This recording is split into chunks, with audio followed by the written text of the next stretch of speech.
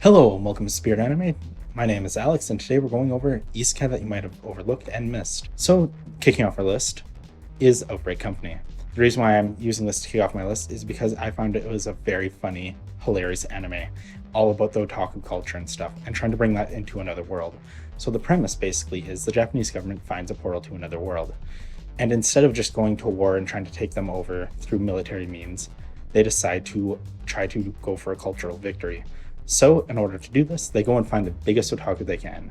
They bring him there to teach them the otaku ways. He quickly finds there's problems with that, as most people can't read or write English or at all. So, he has to set up schools, that sort of thing. He brings video games.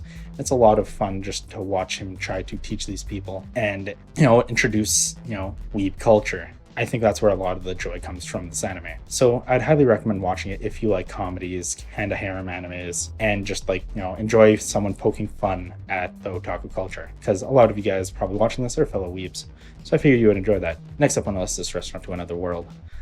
I found this to be a very enjoyable anime. And the main reason for that is the way it handles the art style and just the way it tells the story. It's about a restaurant that's door opens to another world every day. So every day you get to see new clientele and stuff.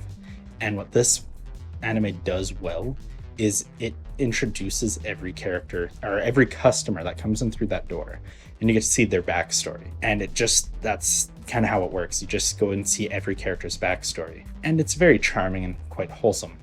So I'd highly recommend it if you just want to watch something about food and you like getting characters' backstories and that, and little small episodic tidbits. There's no big overbranching story, which is nice because if you just want to watch one episode or whatever and then just continue on with your day, it's a perfect anime for that. So I think it always gets overlooked, but I think it's a nice, charming anime. Nevertheless, next up on my list is Breakfast in Bed, kind of keeping with the whole food theme. If you enjoyed Spirited Away, I feel like you would really enjoy this. Basically what it's about is about a girl whose grandfather put their family in debt with these spirits through gambling and that sort of means. So the spirits come and collect her one day and force her to pay off her debt, or her grandfather's debt.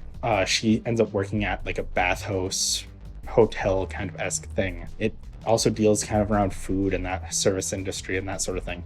And it's quite enjoyable to watch. If you enjoyed Fruits Basket and that sort of thing, it has a very similar tone. So I'd highly recommend it if you enjoyed those. All right, next up on my list is Now and Then and Here and There. This probably definitely takes the top spot as far as really dark isekais go for a lot of people. And that's just because of the premise of it. So within the first episode, we kind of follow this boy who follows this girl around because he's kind of interested and whatnot. She's a new stranger in town, and he follows her into another world by the end of it. And then the adventure begins.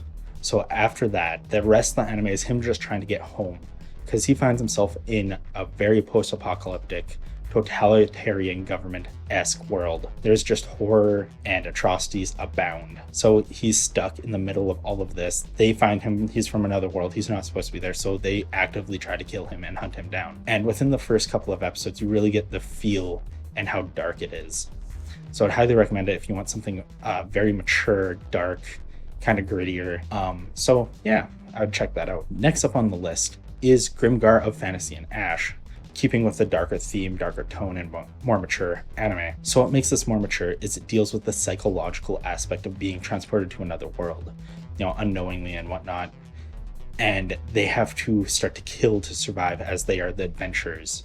They have to fight monsters. They have to, feed themselves through this means. And what's interesting is they're not the most powerful group around. They're not the weakest. They start off pretty weak. I'm pretty sure there's points where they're starving and they have to go out and kill. And for me, what really caught my attention was their first goblin kill and how much that made them so distraught and stuff. So I'd highly recommend it if you're looking for some more mature kind of fantasy-esque isekai. So I'd definitely check that out. Changing things up, next on my list is Ascension of Bookworm. Very lighthearted, cheerful kind of anime. All it's about is about this girl who has the knowledge from her previous life, and she's been reincarnated, and she just wants to read and make books by the end of it. But the problem is, because she came from another world, she has all this magical power and stuff stored up inside of her, and it starts to kill her. So there is a cure for it, but it costs a lot of money, and you have to keep doing it over and over. It's more of a treatment as opposed to just an instant cure. So what she has to do is she takes her knowledge from the other world and starts making inventions and writing tales and making her own books that sort of thing. And it follows kind of the merchant-esque kind of thing of like Spice and Wolf, but it still has a cute factor of the art style and whatnot. So it's a lot of fun, very intriguing to watch how she kind of climbs through the ranks of her world. So I'd definitely recommend it if you enjoy those kind of things. Next up on my list is another really lighthearted, kind of a trashy isekai, and that's In Another World with My Smartphone. So basically all this one's about is a guy gets teleported to a fantasy world and has to deal with all the same problems, except his superpower is just he has a smartphone. It does everything. You know, he needs to teleport somewhere, he has an app for that. This is basically what it is. It's the perfect iPhone commercial. We got an app for that kind of mentality. It quickly devolves into a harem comedy anime. Now, the reason why you should watch this is just because if you're isekai trash, like most of us are, it's just a lot of fun to watch the same tropes go over and over. And it's kind of that beating the dead horse thing, but done in a very kind of funny way. I know it's got a lot of flack, and not too many people like it just for the simple fact that you've seen everything that it tries to do done elsewhere better. The difference is here they try to take every trope and just shove it into this ball or this vehicle of an anime called In Another World with My Smartphone. So I'd definitely check that out if you just really enjoy isekai and just want something kind of trashy to watch. Next up and last on my list is Didn't I Tell You to Make My Abilities Average in the Next Life? I really did enjoy this one because, again, it's a very similar kind of thing as In Another World with My Smartphone. It's a comedy isekai that just tries to poke fun at the genre, I guess, by adding so many tropes, adding so much tropes and whatnot into it. But I found this very enjoyable just because of all the references and jokes really landed for me. Personally, I enjoyed this a lot better subbed than dubbed, and all of these things that have been on this list have been dubbed. Perhaps that will be another video for another day or another discussion with all of us for perhaps a podcast of some sort, subbed versus dubbed. So I definitely keep an eye out for that. So the premise of Didn't I Tell You to Make My Abilities Average in the Next Life is this. So when she gets reincarnated, she just wants to be an average girl in this world, wants to live a very modest life. But what happens is the god mistakes that, and instead of giving her being the most average human, you know, having the most average life, what ends up happening is he takes the lowest little cricket and whatnot and the most powerful devil being god thing in existence and averages them out. Now, the devil god thing being super powerful, she gets very close to that.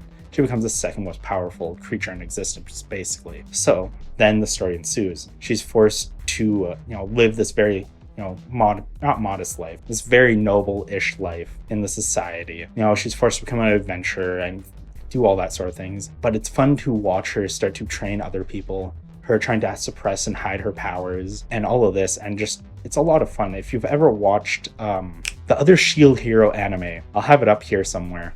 I can't remember what it's called. So if you ever watched that one, it's very much the same idea along the same lines. She becomes super powerful, very modest about it, and just it's very cute anime. Cute girls doing cute anime things in an isekai. So I'd definitely check that isekai out. So that's my list of isekai that you may have missed. If I've missed one, feel free to put down in the comments. If you enjoyed the video or enjoyed our other videos, feel free to subscribe, like, and comment, and all that fun stuff. So please stick around and check out our next videos up to come. Hopefully you enjoyed. Have yourself a lovely day.